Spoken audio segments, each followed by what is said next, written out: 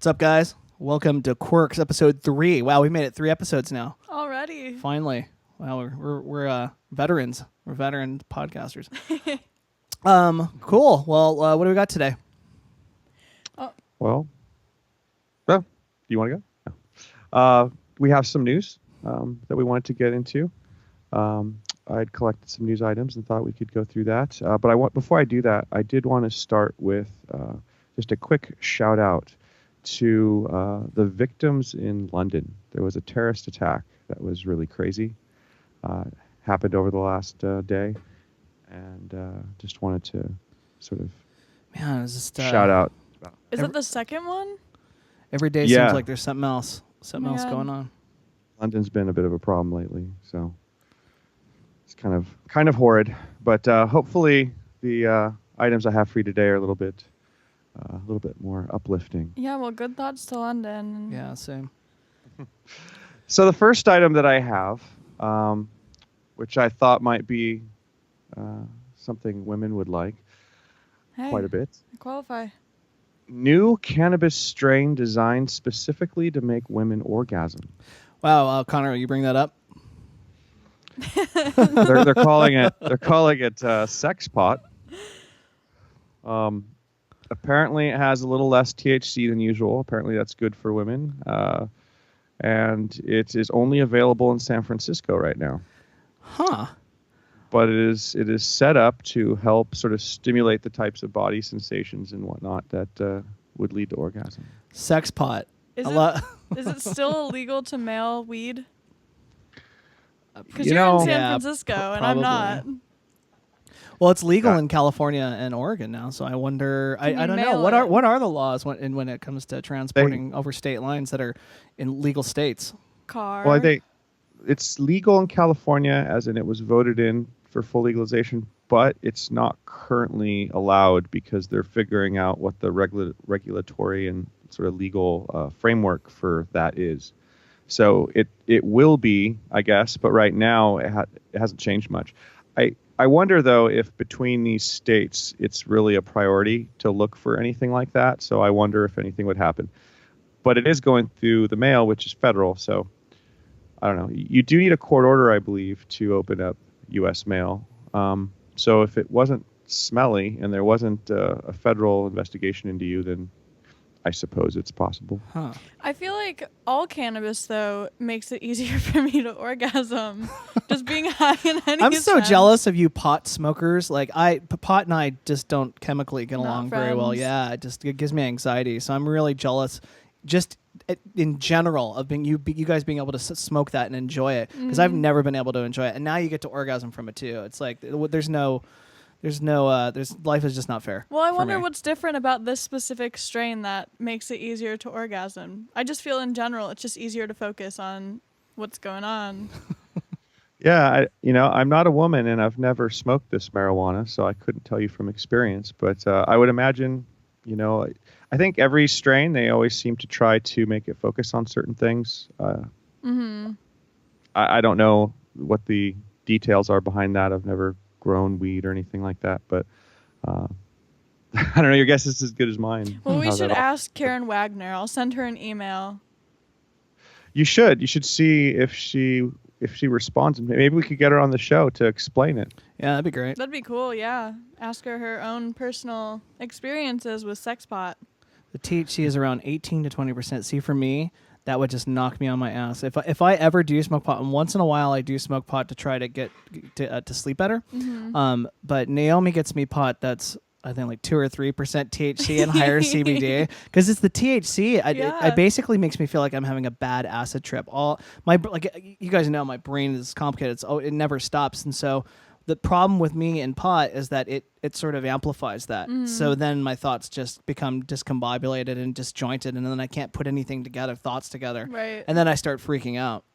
So whereas it relaxes some people, it actually does the opposite for me and makes me even more psychotic than I normally am. I think there are the differences between, we don't have to go into this, but indica and sativa. One's like more of a let's go out and party and whatnot, and that would be sativa. And indica one is higher let's CBD. Go chill out. Yeah, the CBD one, I'm actually good with that. It helps me sleep. The THC is what gets me, and this stuff has a lot of THC. So Yeah. Well, cool. Yeah. No orgasms for you. Nope. Not even in your dreams. Nope. All right. So moving on.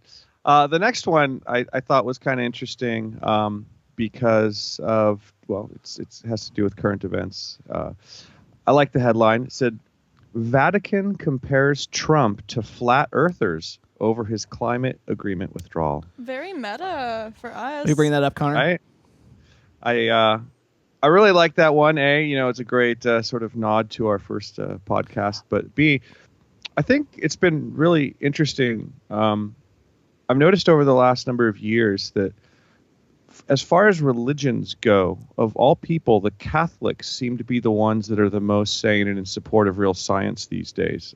Which is so strange. Mm-hmm. And they've been continuously that way for a while. Yeah, they advocate for things like evolution and the age of the universe and all these kinds of things. They don't seem to stand up for a lot of the crazier shit that other religions seem to stand up for.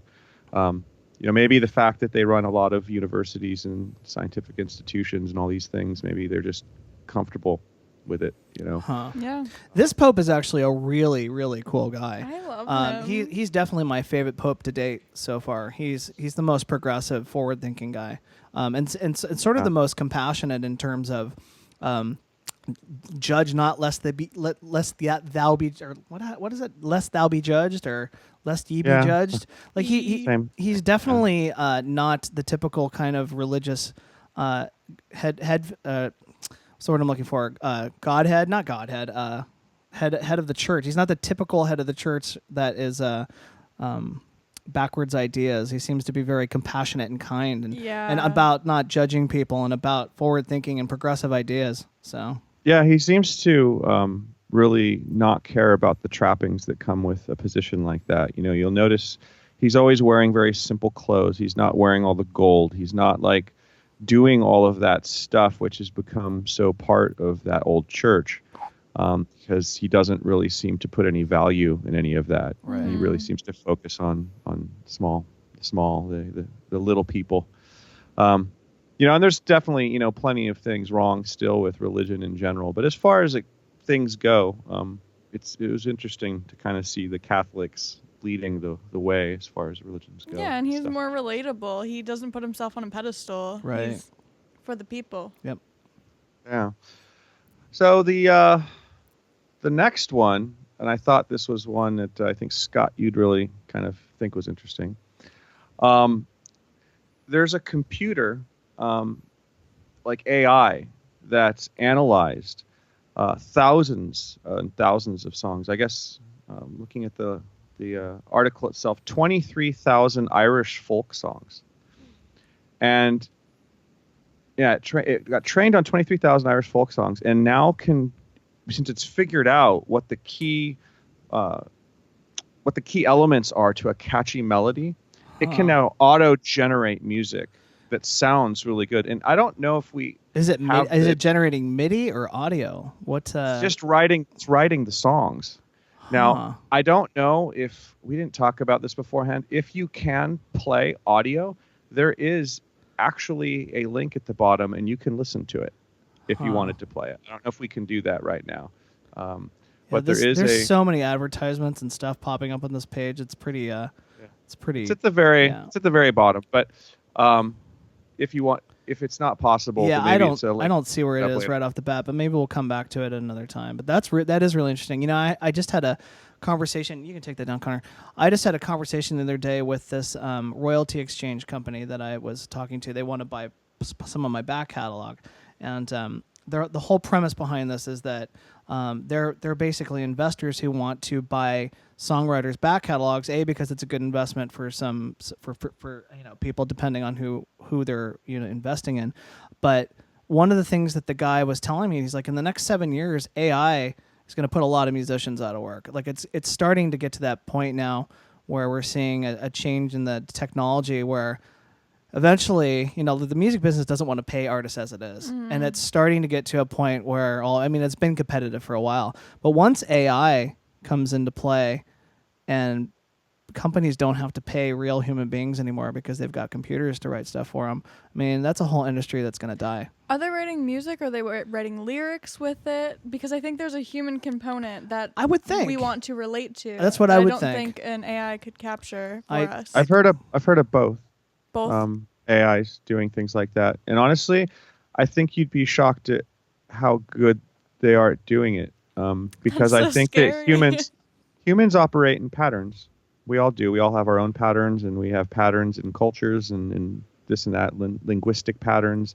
And I think that if a computer were, with the ability to look at so much data at one time, it can start to see those patterns. Mm-hmm. Right. What are those key words? What are the certain types of phrasings and stuff? Right. When you do get a chance to listen to the audio from the topic of this news headline, it actually sounds quite good. I mean, I wouldn't have noticed that it was a fake or generated kind of songwriting. Yeah, I'll have to I want to listen was- to it. I Kind of like an Irish folk song. It was very Scroll down catchy. for audio. Hold on. Yeah, towards the very bottom, there's a video. Oh, For it. okay. Ooh, And I if think you- it's that one. Is it Right- this nope, down. one? Yep, right there. That's a picture. Yeah. Anyway, yeah, I don't want to hang on this one for too long here. But I mean, it's cool. Yeah. I definitely want to check it out later. Yeah, I like But that. I don't want to be on the streaming live while we're trying to figure it out. So I like that they call Well, it I've got a Bot Dylan. yeah, I've got a couple other news items. If you happen to find it in the meantime, you Okay. can play it at the end of the section, I think. But anyway, moving on. This one is, why am I not seeing it here? Well, anyway, in Dubai, they're going to start having robot police patrolling. What? Oh wow, when? Let me take a look. I'm having. Here we go. I've got it up right now. Bring it up, Connor. Yeah, they want 25% of the police force to be robotic by 2030. Wow. So is that traffic? Here it comes. Or... Oh, is that a real photo? Yeah. The world's first police robot. Man. Yeah. Pretty weird. We're definitely starting to come into sci-fi realm, to sci-fi territory here. All the things we've ever seen, all those dystopian scenarios and movies, we're starting to see some of these things manifest themselves into physical reality. It's very strange. Yeah, I thought you'd kind of get a kick out of this one because it really does sort of put an exclamation point behind that. I mean, there's a little video that comes with it that just sort of auto playing. Yeah, on my screen. Connor, will you put that up real quick? Hold on, I'm gonna zoom in on that. So this is what they're doing. This is just this little. We can't hear any sound right now, but I wonder if this is what they're gonna look like. The visuals, I think, say it all. Wow. But yeah, the thing cruises around and salutes and I guess watches for crime. I'm not sure how it analyzes it, but I've read articles in the past where these things have gotten pretty intelligent at figuring out what kind of behaviors are happening around them. Right. It's pretty wild. What exactly can they patrol, I guess? You can take it down, Connor. Yeah, I'm wondering how do they detect crime? I mean, what types of crimes are they programmed to detect? And then what are the repercussions? What are the how do they enforce the law? Well, this one, it sounds like it's not going to be doing enforcement in any serious level anytime soon. It's sort of a first generation thing. It does recognize faces, though, which I think is probably going to be key to how these things work, so that it can recognize and track faces, which is probably a big piece of it. It apparently can speak in Arabic and English, though the creators say it can speak in up to 9 languages. So I'm not sure exactly how the whole thing works. That's crazy. Yeah, that is crazy. That's crazy. I've read previous reports Here on come this our kind robot of overlords. technology. Yeah, I've read previous reports on this kind of technology, though, where they were other robots were able to sort of witness crime, like maybe by sound, by the way people run. Just they were able to understand some level of context around them. But how would they be able to arrest somebody? I don't think they could do that. Are they going to be carrying weapons? Do they cast nets out? No. No weapons? No. Huh. They're going to. So they're glorified video cameras, basically. They're intelligent beat cops, I guess. They're intelligent cameras. They're probably there to alert real cops when something's actually happening instead of spending the money on those cops just wandering around. Huh. Yeah. But it's weird for sure. Bow down to your robot overlords, people. What are we all going to do for jobs? Well, this actually segues. I've been thinking about that a lot lately. My next news item here flows right off of what you just said, actually. Excuse me. Sorry about that. Elon Musk, who you all probably know, and if you don't, you should. Yeah, I think he's pretty cool. My lord. He there you go. He's the founder of Tesla, the founder of SpaceX. SpaceX. He started Solar PayPal. City. Yeah, Solar City. I want a Tesla so bad. Yeah. Anyway, go ahead. He's a huge inventive force, I think, right now, and just pushing us into really good places. Trying to go solar, inventing batteries that make that more enabled. The first really widely received electric car is the Tesla. Just going into space privately, he's done that. So this guy, I think he kind of has his finger on the pulse of what's happening right now and what's coming. Right. And one thing that he mentioned over the last week was that automation is in jobs is going to force a universal basic income. It'll have to. It's going to. I don't know how much you guys have read about that or have followed what the universal basic income is. It is actually in place in a couple sort of experiments around the world. But the basic outline is that the government just pays you money every month, a certain root level of money. So do you pay taxes then? Yeah, I'm not sure if you do out of that money itself, but you get a basic income guaranteed by the government.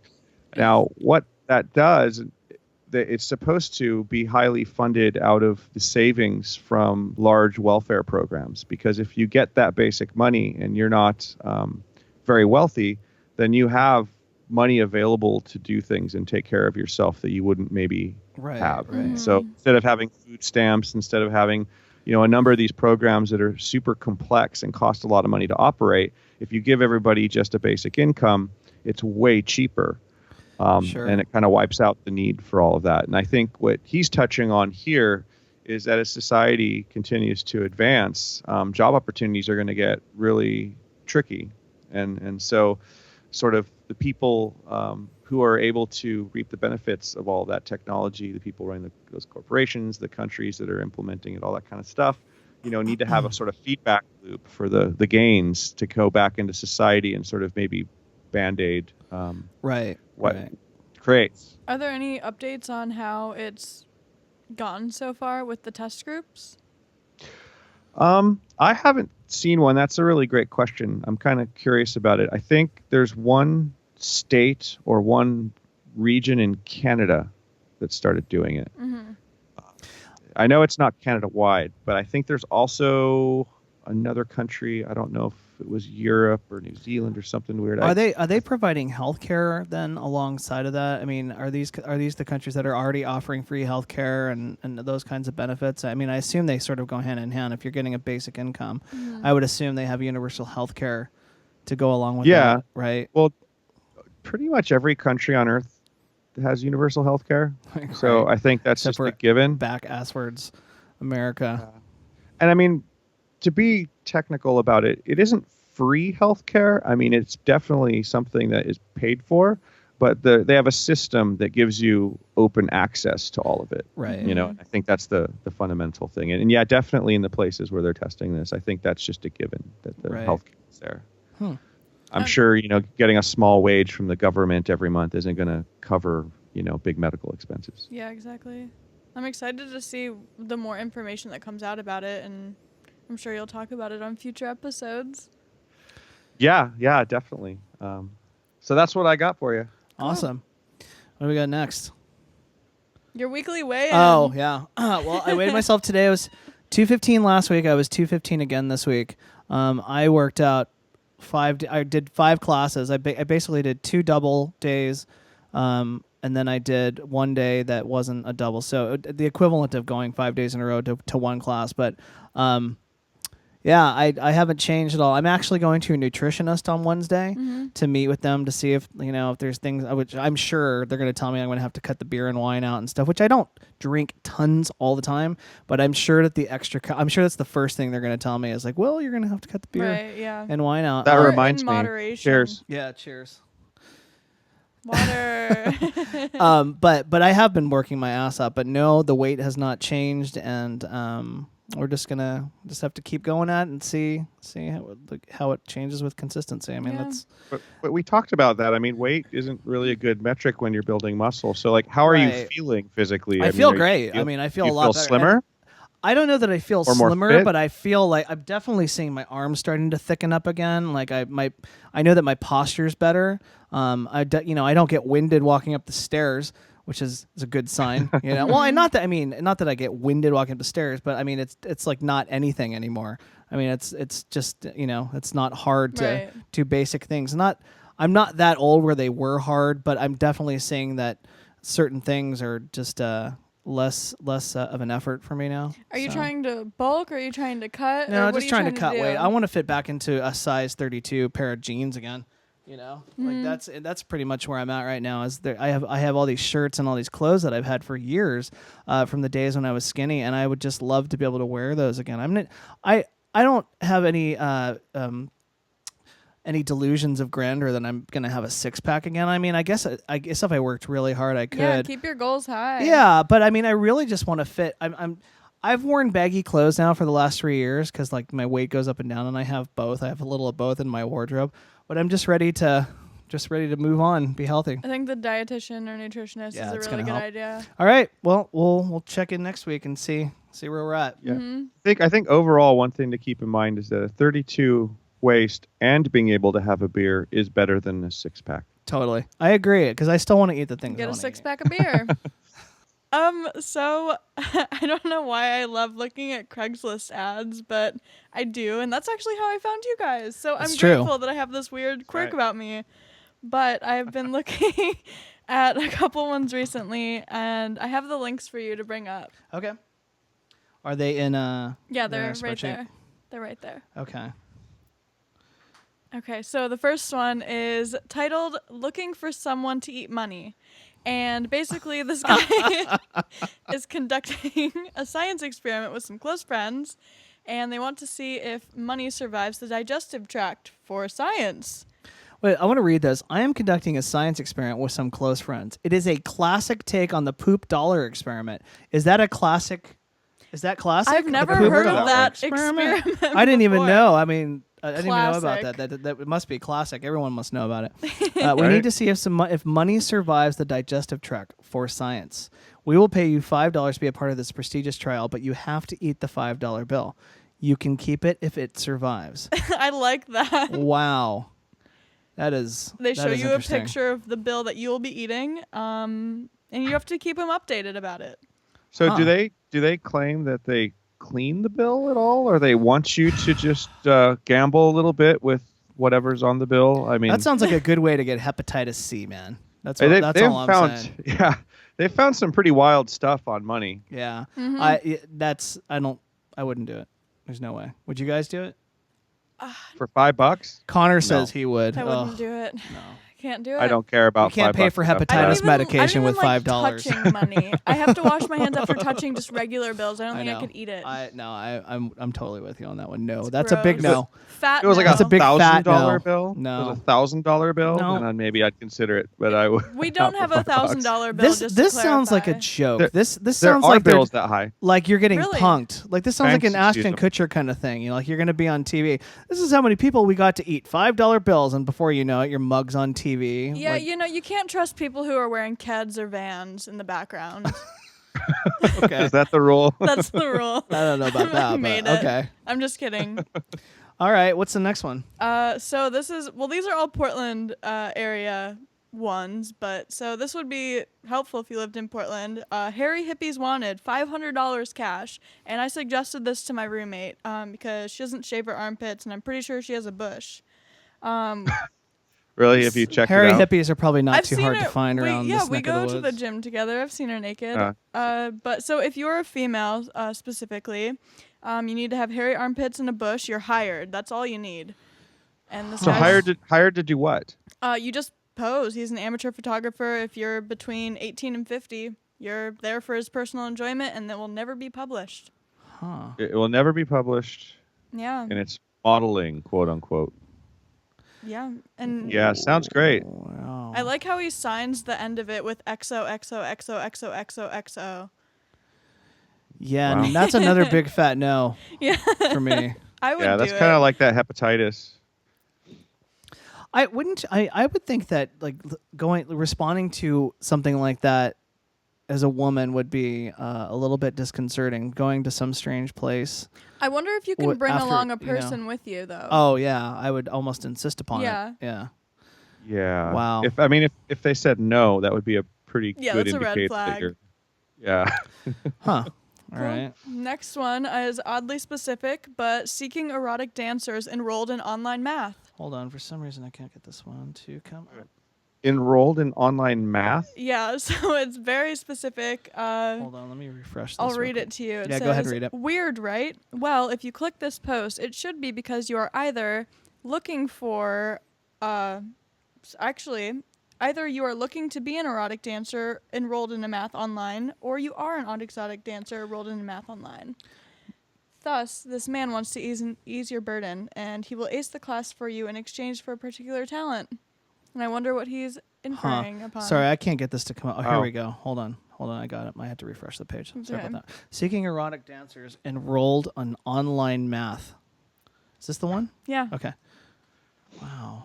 So if you need help with math and are an exotic dancer, he wants your particular talent. I don't even know if it's a he. It could be a she. I'm sorry for Oh wow, we inferring. got a snort out of Scott. Oh man. It's what it is that I just find people fascinating. Oftentimes I find them hard to deal with, but I mostly just find human beings fascinating. Mm-hmm. They're so there's all sorts. Dude, they're keyboard cowboys. They're just Yeah. really confident behind the keyboard.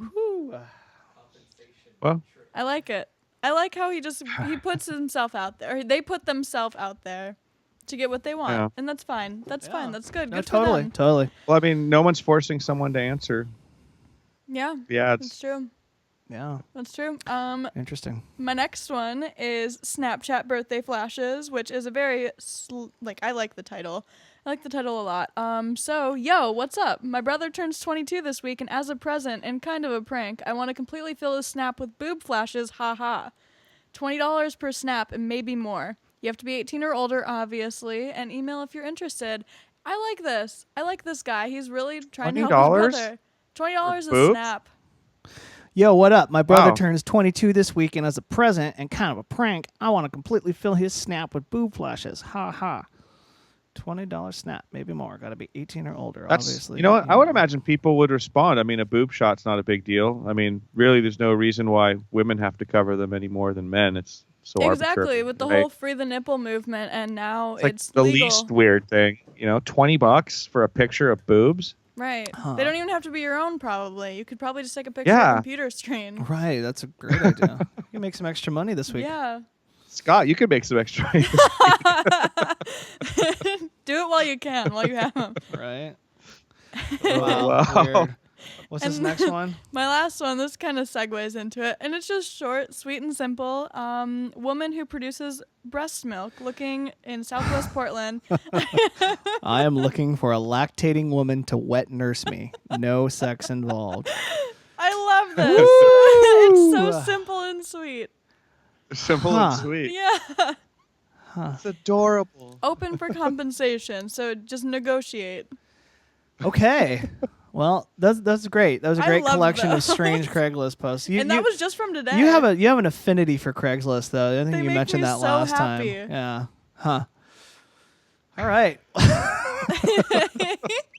I really like that. We should definitely do this in every show. Yeah, I think- weird I think Craigslist ads. is a That's a great the idea. wealth I like of- that. That was a good Okay, idea, cool. Cody. Well, cool. So should we move on to is this our final topic here? No, we oh, want no, to we got hear another one. questions from Profi. Ah, yes. I liked this last time. All right, Profi, it's all you. I'm looking forward to this one. Let's see. I tried to mix it up a little bit and make it a little less obvious, but thank you. We'll see how it goes. All right, here we go. I'm looking forward to this. Here we go. All right. The medical name for a butt crack is A. This is so immature. Awesome. I already like where this is going. This is A. Aperta virago.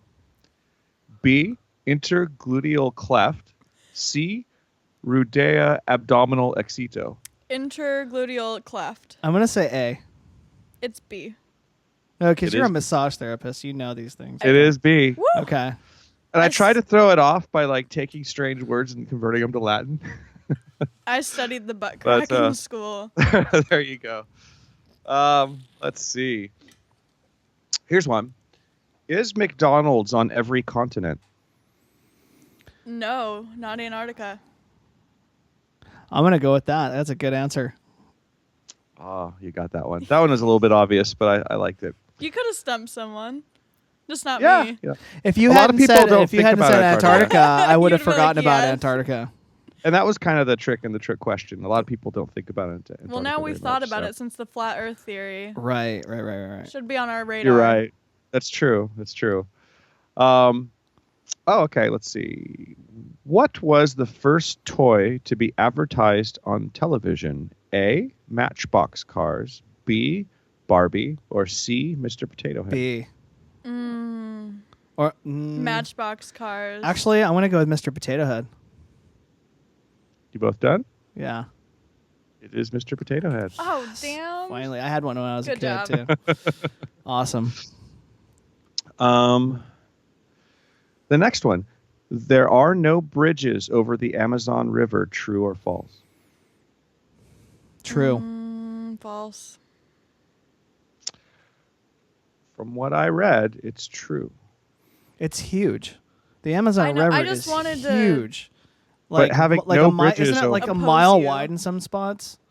Well, it does get wide, but I think the point you just made almost makes it more unbelievable because, I mean, it's not always huge, right? And for being such a huge river system, you'd imagine that there must be bridges, but I read that there are not. And if anybody's listening and this was a faulty piece of information, please comment the show because I would love to know that this is wrong, but it is apparently. Currently Googling this. Okay. Please do. Fact check this one. I have one more. Okay. And it is a multiple choice question as well. How many flavors are in Fruit Loops cereal? A, 5, B, 4, C, 1. One flavor, but am I right? I think that you are right because when I think about Fruit Loops, they're different colors, but it really only tastes like one thing. I'm going to go with 1. You got it right. Okay, I have a story about this though. Did I tell you guys I was trying to make friends with my neighborhood crows by any chance? As in the animal? No. As in like crows the animal, Okay, yes. no, you haven't. So I've been trying to train my neighborhood crows because they're the same crows. I've been feeding them and I tested out Fruit Loops and they don't like the purple ones. Huh. They only love the purple ones. Weird. So I don't Maybe it's know. a color thing. I don't know. It must be. I mean, I would It would have to be, Can right? they see color? I'm not sure. I'll ask them. Well, I think this would kind of prove that they do, right? Because it is all one flavor. So what other thing would they be going by? I'm not sure. I was astounded when I saw it. There were only the purple ones left. Oh, the dye? It could be Yeah. like the dye, the chemical. They would have to be chemically. really, really, really focused on subtleties in the flavors to Yeah. hit that. I don't know, but who knows? They're crows. Yeah, You should ask them. I like that idea. You should ask them. I will. Once they start bringing me gifts, that's what I'm working towards, is having them bring me Shiny things. coins, shiny things. But I want to note that I'm not just feeding them Fruit Loops. That was like one day thing. I'm feeding them cat food now and nuts and seeds. Or did you read how to do this somewhere online? I've done a lot of research. Huh. Yeah. How to make friends. What did they like the most? What's been the hit? Peanuts. They like peanuts. That makes sense. Really? Did you know? Sorry, I have a lot of crow facts on my mind. They take walnuts and they will, because they can't break them open with their beaks, so they'll throw them in the road and wait for cars to break them open. No shit. They are so intelligent. I saw a documentary on crows, and actually, I've seen them solve complex puzzles before. Yeah, They're so smart. I've seen that too. It's pretty impressive. I think they're one of the smartest birds. And they'll remember your face. Oh, and they also remember you. That's what Connor was saying. If They will do- remember you. If you do them wrong, they will tell all of their friends. There's some type of Twitter feed that they're all involved in where they will beat you Yeah, up. crows are scary, man. Apparently, they can speak really well too, even better than parrots. If you train them, they'll talk. Yes, I've seen YouTube videos. Wow, But cool. that was my Fruit Loop thing, so I'm sorry for the Naomi's terrified that's- of birds. That's so- okay. You know what? With all the work you're putting into making friends with these crows, maybe at some point you'll be able to bring one in. That would be great. I don't know. We'll have to Trained pick a or- name for it. We'll name it Quirky.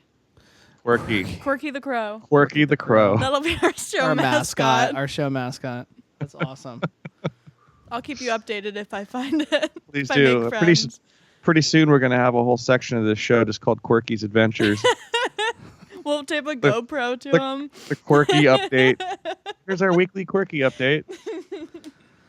Awesome. Was that it? Is that it for your Yeah, true, that's true or false or all I facts? had for today. Awesome. Hopefully it was a little less predictable, but I'm working on it. It was good. I liked the starting one, the butt crack one. That was great. I thought I might get you with that one, but I guess I should have thought about what you do. So, oh well, can't win them all. Yep. That's okay. Well, now we can just jump into our main show topic, which is not recently, but we all really love the show Black Mirror. Sorry. Yep. Am I close Yes. enough to Yes. the You gotta microphone? get right up on these. Okay, I'm sorry. Intimacy issues. So Black Mirror, one that's been kind of relevant between our conversations has been the Waldo episode, Yeah. which was completely annoying to watch for me. But then when I rewatched it recently after recent elections, it resonated strangely. I actually didn't finish that particular episode all the way through when that season came out because I just kind of got bored with it. But I watched it again this time once we decided that we were going to talk about this episode, and it's pretty. I mean, I don't think any of Black Mirror ends happy. I mean, it ended pretty sad at the end. Yeah. But it does seem to be a good episode for where we're at right now in the country to talk about. And even at the beginning, I remember reading reviews about that episode, and so many people did not like it whatsoever. So many people were just, they didn't think it really followed what Black Mirror was about, and that it was so unrealistic. And it turned out to be pretty realistic. Yeah, it's kind of prophecy almost. I mean, maybe I should give a little bit of a synopsis Yes, of please. what Should we that tell people episode what is. Black Mirror is first? Yeah, why don't you tell them what Black Mirror is, and I'll talk a little bit about that episode. Cool. I explain Black Mirror to people as sort of a modern Twilight Zone based around technology and the human condition, of where it's sort of like a prophecy. It's obviously science fiction, but a prophecy into the future of where we're going at our current trajectory based on, I would say, current trends. Right? Mm-hmm. Okay. I think that's a good description. Yeah, it's a little disconcerting, a lot of dystopian scenarios, but I think that it's an important show in terms of we're seeing a lot of science fiction come true, whether it's technological prophecies or dystopian prophecies. You look at something like The Running Man, or a reality TV show host becomes the leader of the free world. I mean, that's kind of what we have now. In real life, Yeah. The Running Man. I mean, the only thing that we're missing out of The Running Man are pitting murderers against gladiator type characters and watching them die. I mean, we're one step away from that. And reality TV, I would assume, is going to go there eventually. But anyway, now we do watch them on camera, shooting them in like military right situations. So Black Mirror predicts the future, bit of that. essentially, making it entertaining somewhat. So, and it's very well done. If you haven't seen it, I highly recommend it. I love that show. I think one thing that stands out with that show is they have found a really great way to push buttons. Where sometimes for myself, I mean, there's a couple episodes where I was kind of squinting as I looked at the screen, like it was a little bit. It just got rough. Oh yeah, You know? there were and I some love dark that. moments, some bleak moments. Yeah, just they present some really bizarre scenarios, and it really makes you think.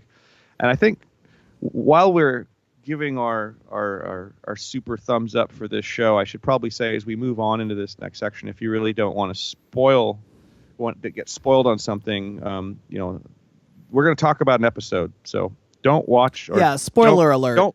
Yeah, spoiler alert. It's been out for a while. Yeah, I think it was It has. season 2. It was season 2. It was released in 2013, so get with the times. There's 3 seasons of it now, I think. Yeah. Yeah, I can't wait to see what comes next. So anyway, this particular episode was called the Waldo Moment. And it has to do with a sort of failed comedian who, along with his producer and stuff, basically acts out a cartoon character on a screen. And he sits in some controls and he's able to speak through a microphone, behind the scenes, and basically control this character in a sort of... In real time. In a real time sort of way. And when the show starts, there was a kind of a cool, did a cool show, a party, people are happy, and his producer kind of throws out there, wouldn't it be funny to sort of get involved in the local election stuff? And they all thought it was kind of weird and whatever, but they started chasing around. They put this screen on the side of a van and basically start chasing around what I gather is the local conservative candidate. And so this Waldo character would start shouting out and kind of interrupting the guy's speeches and stuff like that. And this all kind of starts to build and build and build into a thing. There's YouTube hits, polling is going their way. Suddenly they're now in the election, and it kind of turns into a big shit show with this taunting. I mean, this is a very vulgar kind of character that's basically just taking a piss on everybody. But what you kind of see building through this show, and where I think it becomes very relevant to where we are now, is that the popularity that this character starts to achieve as this goes on seems to very much be fueled by a sort of discontent and resentment with the system, and because you're seeing this thing that's so vulgar and so out of control. It's a cartoon character. Suddenly it's polling higher than a lot of other people in the election. And it kind of turns into this really weird thing that goes out of hand. And the guy who is Waldo, I think in the show his name's Jamie. Yeah, Jamie. He starts to have, a lot of problems with a lot of this. He was never fully on board once it got political. It was a struggle for him. At one point, he pretty much gets out of the whole thing, and his producer jumps in and just mimics his voice and keeps going. But the whole thing sort of builds into something that's really kind of out of control. And by the time the show ends, he's on the streets, and Waldo is like a symbol of rebellion, internationally. It's like, and it sucks because it was his character that he came up with originally, right. And he ends up homeless at the end of the whole thing. Yeah, and Waldo becomes this symbol for change, quote unquote, but it's change of a sort of tyrannical sort because it's on everything. It's not the change to anything anymore. They had pictures of like fighter planes with Waldo logos on it, and like it was a little over the top. Yeah. But kind of what it showed is that it led to this path where this vehicle became another sort of element of control. The whole thing got out of hand. And one system of control replaced another system of control. Yeah, essentially. They found a way to tap into anger and annoyance and resentment and turn that into a sort of marketing campaign for political ends. And I think that you see this having happened in most situations in history, when you've had fascism take over, or when you've had maybe what some would see as the current situation with Donald Trump emerge. Where you have a lot of dissatisfaction amongst the people for often very good reasons, but something jumps in and fuels the anger and resentment that they're feeling and uses that as a way to catapult themselves into a position of power. And I thought that they hit that nerve pretty well with a story that really starts off kind of silly. I mean, I think, Scott, you mentioned you didn't even finish it the first time. Yeah, it seemed it was a little silly to me, which is annoying. why, it was annoying. The And I didn't get all the way through it the first time. I just moved on to the next episode. In fact, I think I saw the end of it for the first time the second time, that I watched it. I didn't see the ending last time. Do you think the story as a whole makes more sense now that you've seen it, or did it take our recent election for you to think about it like that, or how has that changed? You know, it's hard to relate. Are you talking about with Trump, essentially, like relating it to Trump? I mean, or anything. I mean, yeah, that could be it. Sure. I don't think those necessarily have to be tied to each Right. other. It just seems more relatable now that that election just happened. I think that it seems plausible. I mean, like I go back to The Running Man because that's the movie that I think relates the most to where we're at with Trump. Like it's essentially a reality TV host becomes the leader of the free world. I mean, that's sort of the similarity to me. I think that that the Running Man narrative makes seems a little bit more cohesive with what we're seeing, more so than the Waldo thing specifically. Mm-hmm. I was just when you were talking about The Running Man, and I think that is a good example of like a kind of relatable I've sort never of seen that. other scenario. Oh, It's okay. a cool I'm movie. sorry. I didn't mean to That's put you why I on the was spot. like, I don't Yeah. no idea. Well, you can But I was talk. gonna You can s- I talk was- just about the Black Mirror thing if you know what Okay. The Running Man is. You know what? That you might maybe you can feed off this too. I was just gonna say I think of a different movie in this scenario than The Running Man. I think of Idiocracy. I just saw that last night. Oh wow! I just saw Are you that sure? last Time? night. Yeah. Yeah, Idiocracy is definitely sort of in line with what's going on with what's the guy's name, like Camacho Mountain Hubert Mountain Dew, like Yeah. Dwayne Hubert Camacho Mountain Dew or something like that, played by Terry Crews, one of my favorite Oh my black God. actors. He's hilarious. I can't believe Actually, it. what do you think of that movie? Actually, and if you could find a way to relate it back to Waldo, that'd be interesting. But tell us a little bit about all that, especially since it's fresh in your mind. Idiocracy? Oh god, Yeah. great movie. We could deviate a little bit. Yeah. Okay. So I watched it after smoking a little pot yesterday. So I don't know how much of it sank in, but it was just so interesting just seeing just the mental state that those people who were just average people, Right. the most average, 50% on everything, and how they react and with the folk in the world who are just so dumb.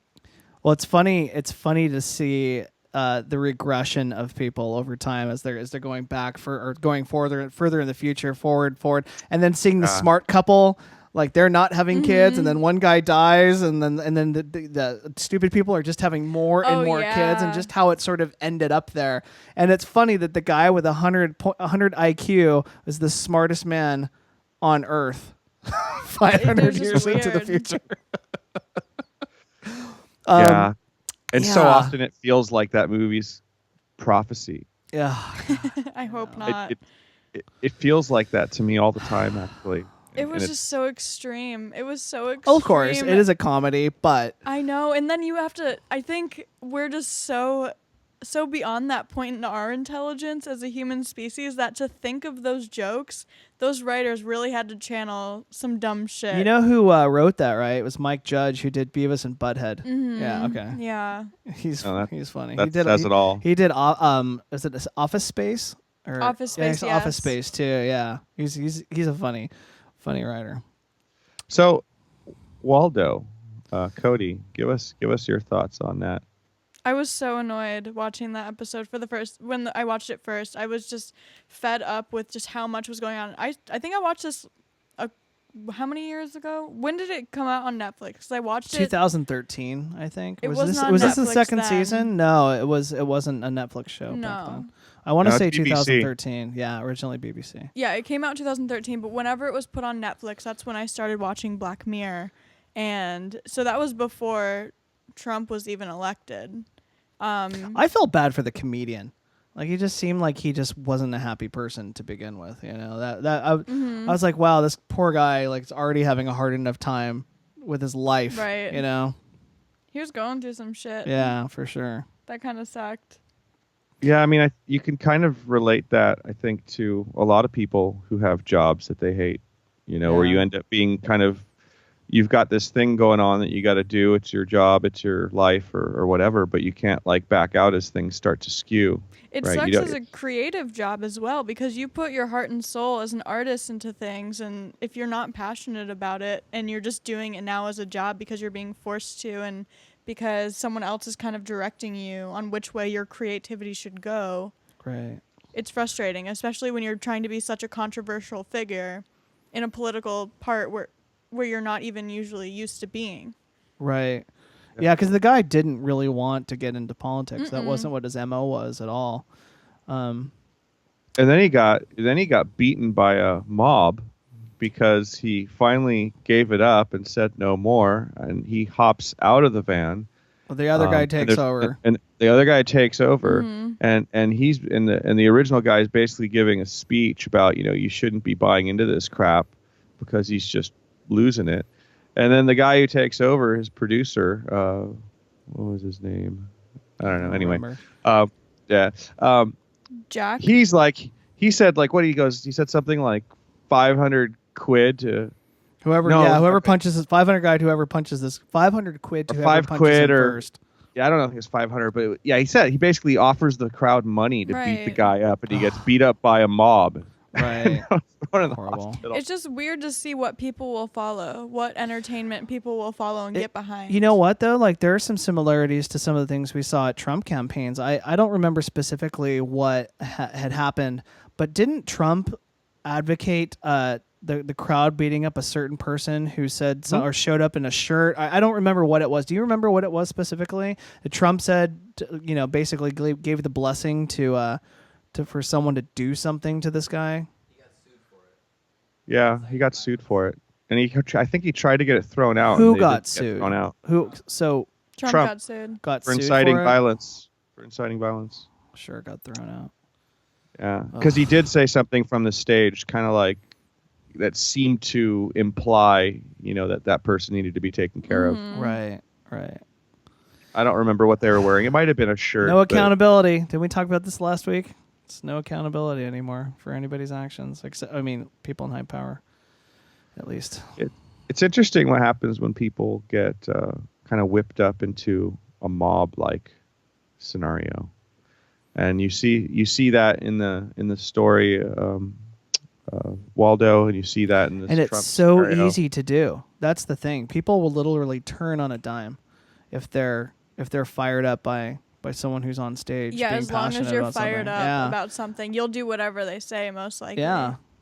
Well, yeah. Look at the huge riots that broke out. It was a year ago, 2 years ago, sparked by, of course, a lot of police brutality and things like that. But like full-blown riots were just popping up out of everywhere. Right.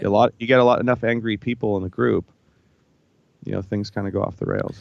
Sometimes I've read articles before that that sometimes police or government agencies will actually put covert or undercover people in there that incite the violence themselves to get it going, to basically give the protesters a bad name, saying, well, they became violent, but really what happened was there was an undercover person who kind of led the way so that they could basically paint them on the media as violent protesters. Yeah, and people will follow. If you see someone else acting out and you think it's okay. If you see someone doing it, we learn by action. Example, yeah. Example.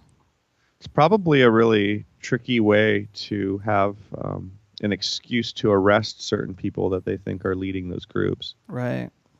But yeah, I read, I think that happened in Oakland, where someone sort of caught a cop doing that. Yep. I think you're right. Yeah. Were there any repercussions for that or consequences? I don't think so. Of course not. No. Of course. Why would I There think are only so? Why would I repercussions for civilians. That's it. Only we get in trouble for things. There's no accountability in government anymore. Once in a while, you see police brutality and some guy gets taken off the force but even a lot of that there doesn't seem to be any accountability for. No one's getting in trouble anymore. Everyone's got everyone's back on the side of the law or in politics, and it's highly frustrating to see it happen all around us all the time. Yet they'll send a black guy to jail for having a gram of pot on him for the rest of his life. How is this real? How is this a thing? Why is this acceptable? Well, That's kind of the big question, isn't it? And I think a lot of people are a little baffled right now because this has become acceptable. And this is kind of where I think Idiocracy rings true to me, because it kind of like you pointed out, Cody, it's really extreme and over the top and ridiculous. But if you think about it, so many things that would have normally been considered ridiculous are now not considered ridiculous. They happen all the time. Mm-hmm. You know, it's like the absurd has become the common. right. And, you know, who knows where that leads? I mean, it's already pretty bad. So, I wonder. Again, it's all those dystopian scenarios that we see in science fiction movies. Like, we're rapidly heading towards that. Rapidly heading towards that. At any point, some situation can happen, and martial law. I mean, we're on the brink of that. All it takes is one thing to happen, and we're there. Well, I wonder how things are going to change and how strict things are going to be once all of our police officers are robots. Oh, I think they can't wait for that, because then there's no human element anymore, and there's no, say, you take the human component out, and then it's complete brutality. They don't. Who do you blame when it goes off the rails? You know, yeah, I think probably related to the unfortunate incidents that we talked about in our last show up in Portland. I think today there was some sort of a violent gathering. Protest, yeah. Right? Yep. Yeah. Doesn't seem like protesting really changes a goddamn thing anymore, though. I mean, when was the last time a protest actually swayed a politician's mind or swayed the government's mind? I feel bad when I ask this question, but what does it do? I understand it spreads a message. If it's peaceful, it spreads a message. But what can it do? There are other ways. The politicians don't listen to the people anymore. We know that. I don't know. I think on a local level they might. What would they listen to, though? I mean, I think the problem is that the way these protests are set up, their function isn't to change anything, because they're all about venting anger. There's no policy at the end of this. It's not like there's a huge group of people with their fists up in the air that are pushing one of their representatives to pass a bill. Well, for example, make a tangible change. When we went to war, angry. When we went to war with the Middle East, when it was the Afghan war, did 1 million people march on D.C.? I swear that there was some enormous protest. The last time we went to war, and they made. There always are, yeah. But I mean, which just goes to show that there are a lot of people who are standing up for that not happening. Yet the message is, I'm sure the politicians just watch from their windows and they're like, they're all going to go home at some point. I mean, that's really. I mean, why would they listen? Because they know we all have to go home and eat or take a shit or go do. I mean, we can't be there forever. 24/7. 24/7, and they know that. And so why would they ever listen? Because we have to go back to our lives and we have to take care of our daily or day-to-day things, survival. They count. I mean, they're just counting on that because everyone has to go home at some point. Well, so how do we speak to our local representatives? How do we get our voices out? Yeah, I don't think that works. These days everybody's angry and the representatives go hide. Yeah, exactly. They don't answer questions. They the whole healthcare thing just recently got a lot of them in a lot of trouble with their constituents, and they were hiding. There were pictures of some of them like up on roofs of their buildings. Here's the truth: the system is broken, and it doesn't. I don't think that it gets fixed at this point. My personal belief is that it all has to come crumbling down. It has to break in a very ugly way and has to be rebuilt from the ground up. I don't think that there's fixing it anymore. That's my belief. Well, who would be in charge of fixing it? That's necessary. Like, you got to be careful because, I mean, the system itself, like the roots of the system, are actually very functional. The thing that's making it dysfunctional is that, and I say this a lot to people in these discussions, it's like you get the government you deserve. We have the laziest citizenry imaginable. More than half the country doesn't even get up to vote for the president, even when it's as divisive of an election as the last. Because people don't have any faith in the system anymore. But especially the thing young is, people. But it's a very easy and lazy thing to sit on your ass and do nothing and then have no faith in the results, because it's a feedback loop, right? Right. The thing is, the way that the government is set up right now, if everybody actually voted and to push and make things happen, they would. There is nothing artificially blocking the vote of the people from accomplishing huge things. It's the people that don't do it. But the system still sucks. I mean, you're talking about like black versus white. It's always Republican and Democrat. And then we see 4 years of the Republicans happening, and everyone's pissed off at the Republicans because change didn't happen. And then it goes to the Democrats, and it goes back and forth, and nothing changes because they all work for the same people. No, none of it changes, though, because we're lazy.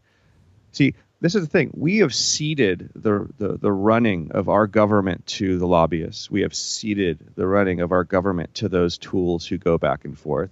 If the other, like, 50-something% of the population actually voted, decided to get up off their butt and vote in an election, they could toss all of them out. We could toss every one of them out in one election. Every time. But we don't. The only people who go vote are the ones that are voting for those tools that we're talking about right now, because the options we're given are crap. And why are the options we're given crap? They're crap because they make it in and they have constituents that'll vote them in, and everybody else ignores the opportunity to keep them out anymore. For example, I think that Bernie Sanders was the only person that would have actually made progressive change, would have done a great job. And the DNC fucked him. I mean, the system is broken. It's corrupt and broken. Mm-hmm. Like, not even a good person like him wasn't even able to get in, and he had more. So he was the only person who could have beat Trump, and he still got fucked. And so the system doesn't work. The system doesn't work. The system of being a Democrat or Republican doesn't work, but he could have chosen to be an independent at that point. And I think in my opinion, it was a mistake not to do that, because I think he had a lot of opportunity there to key into. But when was the last time that an independent got voted in? Never. Yeah, but when was the last time it's just a death wish. When was the last time that an independent had the support Bernie Sanders had at that point? I've never seen that. And a lot of people didn't like Hillary, and a lot of people obviously did not like Trump. And if he had become a third option, I think that we would have seen something pretty crazy happen, because I think a lot of that angry part of the country would have voted for that, because they hate the parties even more than they hate some of the other stuff they're hating. But we'll never know. It's easy Bernie's to sit gonna be down. too old to run next time, because he's already up there, I think. Who knows though? Have you seen videos of that guy running through airports and stuff like that? No, really? That guy like sprints. Like he's wow. He's got more energy than people 20 years younger. Let's hope he fucking runs again if he's still got the energy for it at this, in what is it, 2020? 2020. Kanye West might be running. No, tell me that's not real. I don't know. I've heard rumors. Well, who cares? Because he's a fucking idiot. Yeah, but he'd win. He's Waldo. He's Waldo. He literally is Waldo. True. Idiocracy will have come true if he were to run. The thing that's so weird to me right now, and this is what makes it kind of sad when I think about the possibilities we had with Bernie, is that France just voted in a new leader, and that guy is awesome. Canada recently voted in a new leader. He's hot. Awesome. Well, maybe he is. But the thing is, these guys are like young, and they have balls to them. Like, they'll stand up to people. They're like fighting for a lot of the ideas that that we tend to agree with. It was so cool. This French guy, what's his name? I don't apologize to him, but I don't remember your name at the moment. But he was giving a speech standing next to Putin, because they had meetings, and he just started. Emmanuel Macron. Yeah, that's right. Macron. That's right. And he was slamming Russian press and their interference in elections and all that stuff, basically right to Putin's face. Just crammed it right at him. Cameras everywhere. Mm-hmm. Big statement they're making after having meetings and stuff like that. That guy's got some balls. They're standing up for stuff, and it's this magical moment where, if we could have a leader like that, the West could probably, really hit its stride in maybe a new era that's a little bit more sane than the one that we've been in for the last 20 or 30 years. Germany's now become, the leader of the free world. France is starting to kick more ass. Canada is like all these good things are happening, except here. It just seems like it's all going down a giant toilet, and it just blows my mind. At least it provides contrast for what good we need. Contrast. Yeah, that seems like We're here to provide contrast. the only I'm upside just of looking Trump on right the bright now. side of it. That does seem like the one upside is the contrast. I agree with that. That reminds me of something that I think is really, really awesome, and I think makes this country actually look pretty cool. And I hope that the news in Europe and places like that is reporting this. This whole Paris climate deal. My God. Down, right? So Trump does his thing, and I don't know how much we have to get into it. You'd pretty much have to live with your head in a hole to not know basically what's happened. But, one of the first time that a climate deal was ever struck, where almost all the nations on the world signed up, and it's not binding, and it's not this and that, but every one of them were committed to try to hit a certain reduction that was pretty meaningful within a certain time frame, and have been making strides towards that, and it's been basically a really good thing. And so Trump says we're going to bail. Why? Do you know his reasoning? Well, yeah, because he says that it is unfair because we put a lot of money into a fund in that treaty that China and other developing nations do not have to put money into. And that money goes to the developing nations to help them catch up with their green technology and stuff. The actual amount of money that it is incredibly low. I think it's to the tune of maybe a grand total of $10 per American is what it would cost everybody. I think it's like $3 billion or something. And also he's trying to promote oil and coal and a lot of things. He says that, all of this is hurting those industries where a lot of the hurt from those industries is coming because green technologies now started to become equal or cheaper in a lot of cases, the energy from it. And so people are just switching naturally. So he's an idiot. He's going against really where science and society are moving. Mm-hmm. And he's relinquishing our leadership role in all of this. And this is what I think he's really not seeing in a lot of his actions, that symbolically the United States has led the world in all of this kind of stuff. And that puts us in a certain position internationally. And he's sort of yanking us out of all of these things. And it's a big problem. But the thing I wanted to get to about that is that, on one hand, we look like a bunch of idiots. All the world leaders are pretty much just basically saying that he's an idiot and all that's happening. And we're seeing it every day and this and that. But a really cool thing happened too. And this is something that I think is an interesting lesson in civics from an American perspective. If you're from Europe or somewhere like that, where the government structure is very, very different than our federal republic here. The states have a lot of power. There's a lot of power that's not in the presidency here. And you don't see that in places maybe like France and Germany. And so what happened as a response to pulling out, California, New York, and a bunch of other states, big corporations, like just huge groups of the people who actually control our ability to meet all those targets and be part of that treaty, all got together and committed to do it anyway. As like basically a message to the UN and said, we're going to hit those targets anyway. Mm-hmm. We're going to do it regardless of Trump. And they're just going to go right around Trump's proclamation. And on top of that, the governor of New York, who is a billionaire, committed to pay some of the money we still owe into that UN fund so that we're current. That's cool. So the country rose up and basically said, screw you to the president, and is trying to commit itself on the side to still... Well, let me ask you a question then. You know how some states have legalized pot against federal ruling, the federal laws that pot's illegal in states. So is it possible then for states to make environmental decisions based on the state, much like legalizing pot? Can they put in safeguards in place for the environment on a state-by-state basis? Absolutely, and we do. California has been a big leader. Oh, in the yeah, country, for sure. that kind of stuff. But you know what I mean? Maybe it's time for that to happen more, now that Trump is not taking the lead on it anymore, maybe the states need to step up. Yeah, we'd already almost hit our targets, and our economy, as far as the green economy, has been taking off. So a lot of the good is already happening. It's really symbolic what this is. The mess that he's making is symbolic, and it has to do with leadership.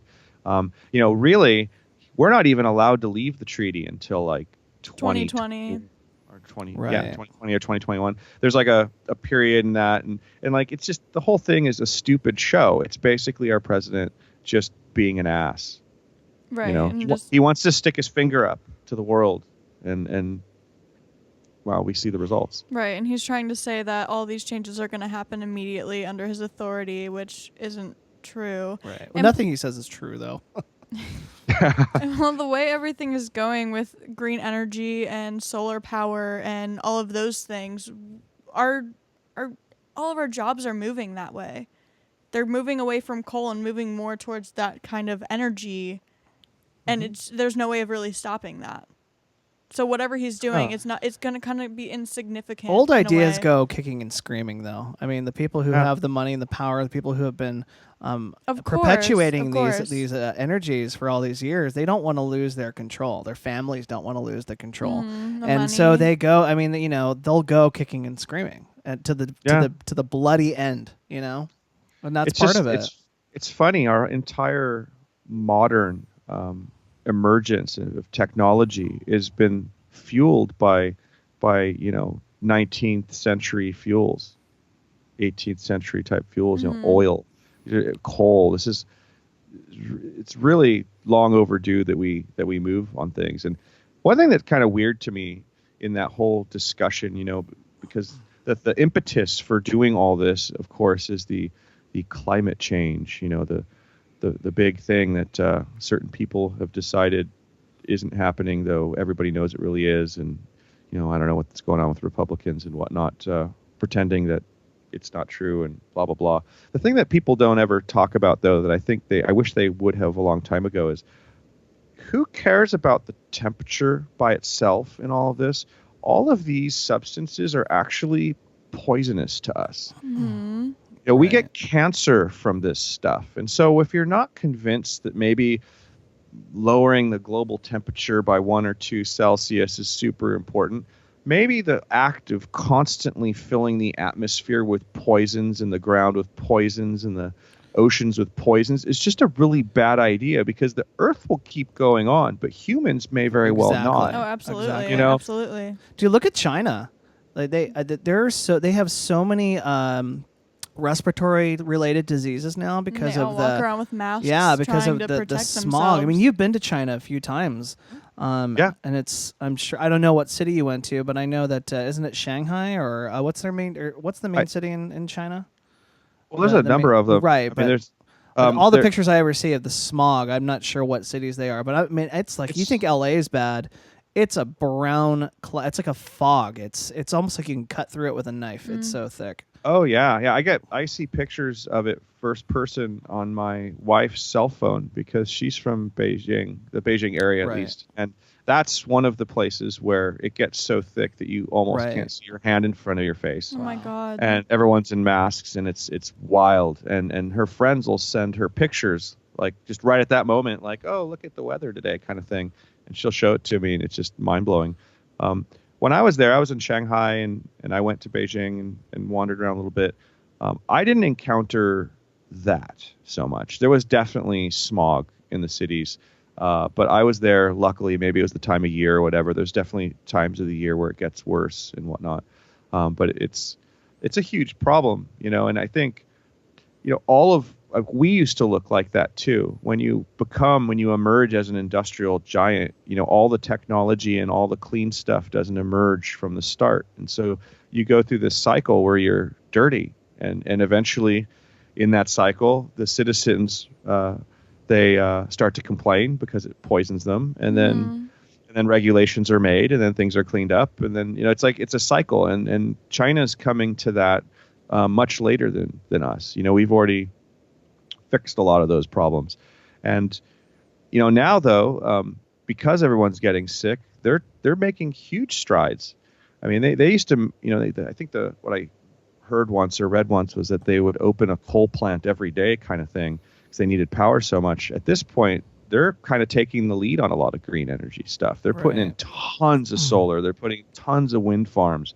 They're doing everything they can to not add to that pollution, because the thing is, they're all going to die, even if they're leading the country, if they run the factory. Like, there's no angle in pollution like that you can think is okay to make an extra buck. I think they need to find a way out of that problem. Another interesting fast. thing too, and back to Cody's contrast comment, which I think will be interesting, is I wonder what world leaders will look. Because you made a comment, I think it was last week, about how Germany said, we can't count on America to be a leader anymore. I wonder how many world leaders will, because of this decision, be sort of like make good environmental choices based on just a big fuck you to Trump, just to say, well, he's not going to do it, but we're going to, just to make him look like the outcast, like the village idiot. You know what I mean? So, Putin did. So I think, yeah. Putin made a statement right afterwards. Well, we're going to adhere to it. Yeah, right. Of course, right? So I mean, that's well, it's hard to tell what the hell's going on with them most of the time, but it's something, Yeah. I think the one thing that bothered me the most about Trump talking about pulling out of the Paris Agreement was he didn't even mention future generations. Because Trump only cares about Trump. I know, and that fucking sucks. That's so scary. That's 'Cause scary I'm sure that the we way- have a narcissist running our country. The way that he sees it, and probably a lot of those big oil like those older families who own all the oil companies and a lot of the corporate, like the banks and stuff behind them. I think like the Rothschilds own Exxon, and the Rockefellers own, I don't know what, but a lot of those banking companies own the oil companies as well, and they've been around for centuries. And those people don't want to give up their power. It's again, they're older and they don't care. They're going to be dead. They have all the money in the world. They're going to die. They're like, well, what do I care about future generations for? I have it all. I own it all. I'm going to die. Who cares? I think that's probably the attitude. Well, it's weird. At least I thought it was pretty weird when I heard this. I didn't quite expect it. But when he pulled out or proclaimed that we were intending to pull out, there are actually a number of big energy and those types of corporations that said that we shouldn't have. Yeah. So I think the smarter ones of those companies are all investing like mad in green energy too. I mean, they see the handwriting on the wall, and they don't want to lose their profits on oil or anything, of course. But I think everybody knows that it's got to go that way, right? If the planet starts to change in ways that make it impossible for us to exist on it very easily, that doesn't help anyone's bottom line. Yeah, but it's happening so slowly that, and you know how human beings are. We don't change until we're on the precipice of extinction. Yeah. People it's don't starting change to until there's a happen gun up their faster, head. though. You're right. I mean, the weather's gotten really weird. I mean, it's happened slowly, but things have changed since I was younger, for sure. Oh, absolutely. I can see my own eyes, But again, it's like the analogy of the frog in the boiling pot of water. And when you turn the flame up slowly, the frog doesn't feel itself being cooked to death because it happens so slowly. It doesn't realize that it's dying because it's such a slow process. And I think that human beings don't like big change because we don't like our comfort being fucked with in any way. We don't want to give up our lifestyle because nobody wants to give up their lifestyle for obvious reasons. People like the way things are.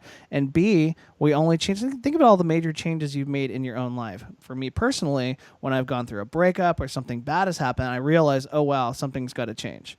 Right? You hit rock bottom in some way. Right. And I think that probably plays true for human beings, generally speaking, that we have to hit rock bottom in some way for us to wake up.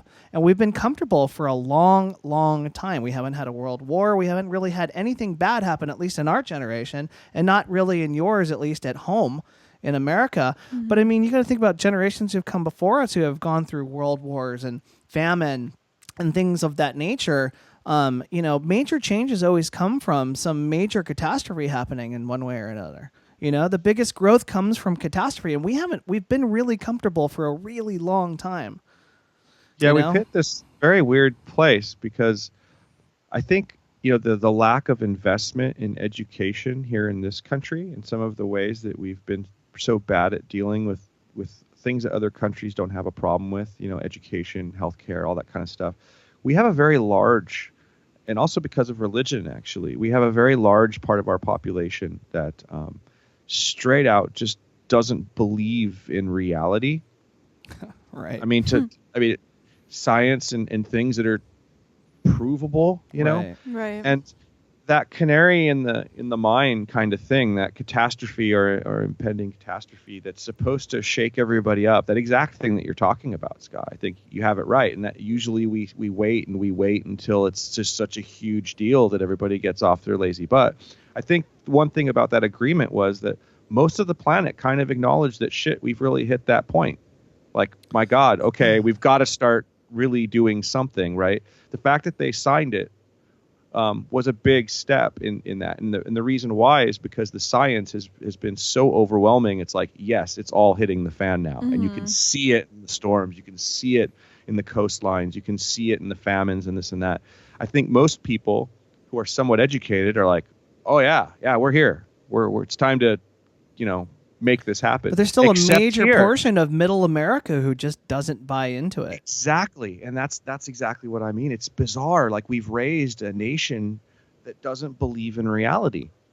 And so it's a big enough block to undermine but that again, action.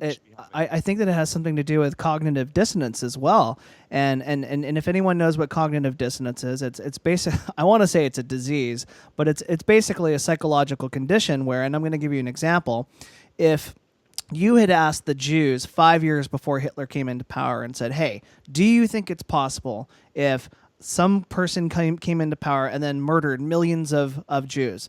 All of them would tell you, no, there's no way that would ever happen. Right. And that's called cognitive dissonance. And the problem with it is that people, because it's never happened to them before, or apparently they don't read history either, they believe, or they want to convince themselves that because it hasn't happened, or I haven't seen it happen, that it's not possible. Out of sight, out of mind. Out of sight, out of mind. And that is a really scary condition, cognitive dissonance, because we know if you read history that things have happened. We've had problems in the past. That's what history is for, is to teach us lessons so that we don't have to repeat those things. And for some reason, everyone just thinks it's going to keep going on. It's going to be okay. This is it. And the thing is, it's not sustainable. And it's not sustainable. And no one, for some reason, can wrap their fucking brains around it. Well, if we're talking about the people who live in like the middle America, it's rural there. It's very rural. So you don't walk around the streets and see signs everywhere and posters everywhere. Like when you walk around the city in Portland, you see signs promoting so many different things. Sure. And I don't know, you just get different ideas everywhere and it's kind of always in your face. But if you're in rural America, there's not a lot going on. Your neighbors live miles away from you. Right. In a lot of those places, Sure, you know, sure. you live in small towns. Coastal towns are definitely more progressive, you know? So, I mean, yeah, I can understand. Also, religious, and I'm not gonna, this is not a sweeping generalization, but, and I actually read a study about this, that religious people tend to be less, believe less in science or facts, because belief systems always sort of, and we talked about this last time, that belief systems always sort of win. Yeah. That has to be in the face case, of facts, right? Because if you have a holy book that contradicts it all, it's a huge problem, exactly. psychologically to deal with those two things, right? Only one of them can be true, right? Right. So, well, it's good to talk about this. Yeah. I mean, cognitive dissonance. I've thought about this so much, and what a problem it is. We need to start challenging our belief systems, or at least asking questions. Or, I mean, the problem. It's hard to fight with someone who is not going to look at the other side of the coin, and that's really frustrating. In fact, I tend to sort of walk away from any scenario where I feel like it's going to be a one-sided conversation like that. The problem is that a lot of those people make up a major portion of America's population. So if those people aren't willing to have a conversation about it, or they're just sticking to their beliefs, then how do you change that? Is it possible? Does that generation have to die before? And I don't mean okay, let me Not say like what let's I mean. kill off Not everyone. let's kill them, but does that generation have to get Those old and mindsets die? Those have to mindsets die have to off. die off for things to change, and I think maybe they do. Well, that's one thing. I mean, we also have to have education so that the next generation Yeah, is absolutely. Right. But problematic. So yeah, but we don't have that kind of time left either. I mean, we're looking in the next 50 years for New York, or at least for a lot of the coastlines to be underwater. You know? some of them, yeah. I mean, you know what though? Here's again going back to I think my little happy thought from earlier. You know, everybody said screw you to him, and so here, for the most part. So I think that, along with the fact that we are actually hitting the targets, or are very close to the targets that we agreed to, I think what's happening here, the president can't completely control at this point, because the greener energy has become cost effective. It employs more people than the other industries do now. There's more people working in green energy as far as jobs, which is supposed to be his big deal, than are doing anything in oil or coal or things like that. It's hit critical mass. You know, we're fixing a lot of the problem regardless of him. Right. It sucks that he's gutting the structures that hold us accountable. But if we stay true, if we keep focusing on it, if we don't let that, you know, leave the press cycle or whatever, if we make sure people are thinking about that and learning about that, and that companies are still making those choices, then regardless of him, we're having the impact that we need to have. Exactly. It's like we're all kind of marching forward, and he's just dragging his feet, trying to make sure he just slows us down a little bit. But it's nice to see everyone so passionate about it. And that's really one benefit I see from this election as well, and him being our president, is so many people are coming out and doing their research and just speaking out about how they feel and trying to progress more and fight it more. Yeah. Well, we need people like that now more than Absolutely. ever. It's now or never. I don't think that we can continue to wait to act. We don't. Our comfort time is running out. You know, it really is. Right. So we've. Yeah, I would love to. I would love to see the next election maybe then not be, you know, more than half the population not voting. I hope that this anger and this, I mean, there's people on both sides who are angry and are getting more active, and for better or for worse, we need that. I mean, we need Americans to try to grab hold of the reins and more in general. People have more power than I think they're led to believe. Absolutely. You know, and that's what I was trying to get at before. You know, the structures in our system are in place that if people act, they can still fix a lot of this. It's not all gone, even though it seems like it. Oh, you know, yeah. to the point. You know, yeah, it runs like hell right now, and that's absolutely true. But there's a lot of ways that we could undermine that problem if enough people get involved. And so, I hope that this thing we're going through right now, this weird political time here, inspires people to try to get more active. It seems like it. Yeah, we have to do more on an individual basis now. And just going off of that, we can put these links up on the page, but there are just a couple organizations that I looked into that are really trying to progress and move towards helping save our Earth. And I'll just list them off, but the Natural Resources Defense Council, Greenpeace, Sierra Club, Earth Justice, League of Conservation Voters, Environmental Defense Fund. Those are just only a couple organizations, nonprofit organizations that you can go research on their pages. You can donate. You can write. They kind of have pre-written emails that you can send to your local legislature. that's cool. And that's nice. That's nice. We should get involved on an individual basis. But I did have a question for you guys. When you guys were my age, 22, were you guys this involved in? Were you guys this worried about Not at all. politics? Not I think Profa, you probably were, but my head was in a completely different place when I was your age. It's inspiring to see that that younger people are that way. That's what I'm getting But at. I also didn't come from a family who I wouldn't have had any way to know My family from my isn't background, like that either. you know. I just didn't. So no, I wasn't. I wish I had been though.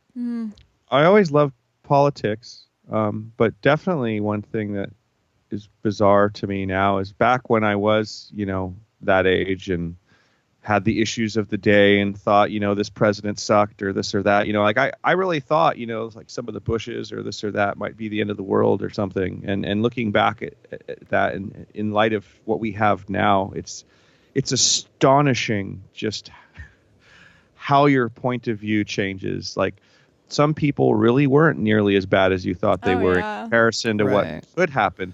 And never underestimate the ability for people to seriously screw things up. It doesn't make those actions in the past less bad, though. Those No, were they still weren't the not right great. decisions. There's a lot of those decisions from some presidents, from the right and left Nixon. side. Were not always good decisions. Nixon was But in power when I was a kid, so and I know that was. I mean, he started the Vietnam War, a false flag.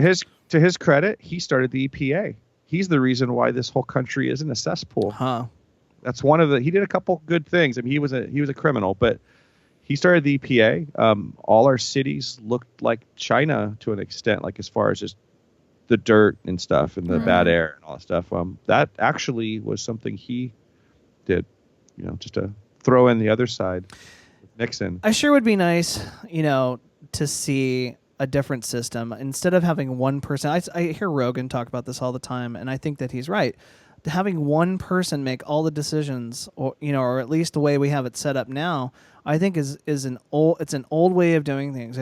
I think when America started, it made sense for the number of people. The population was lower.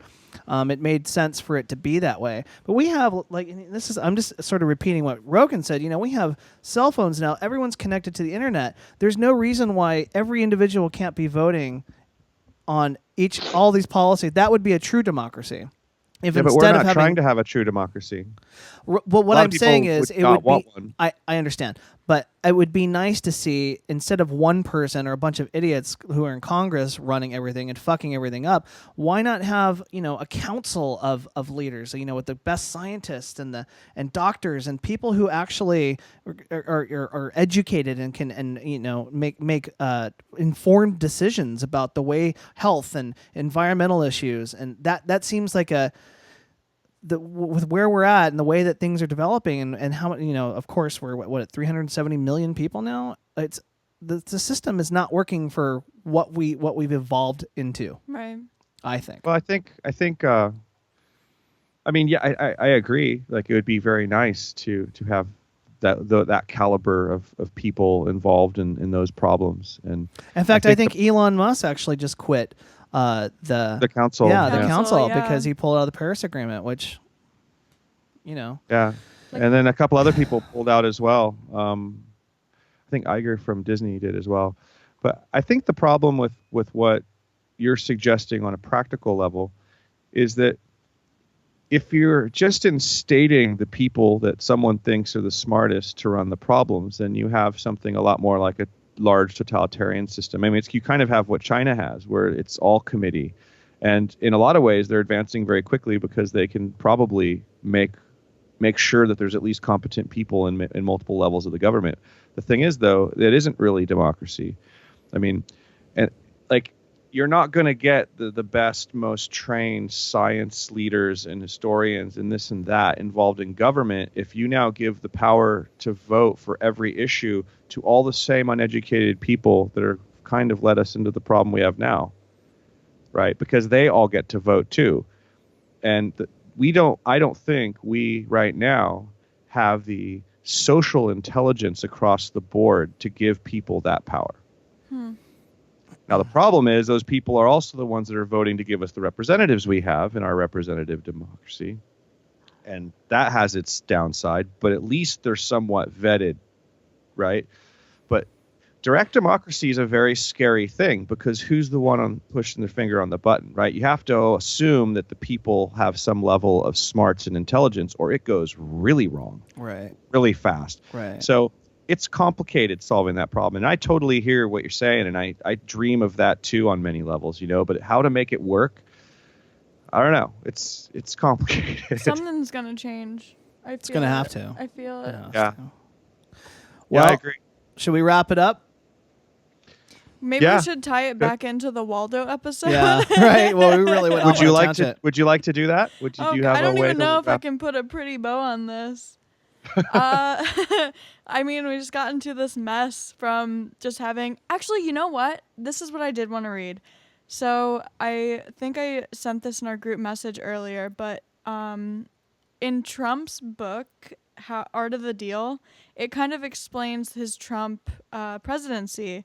And I'll only read a couple of them. But so number 4 was on the. So what is this list exactly?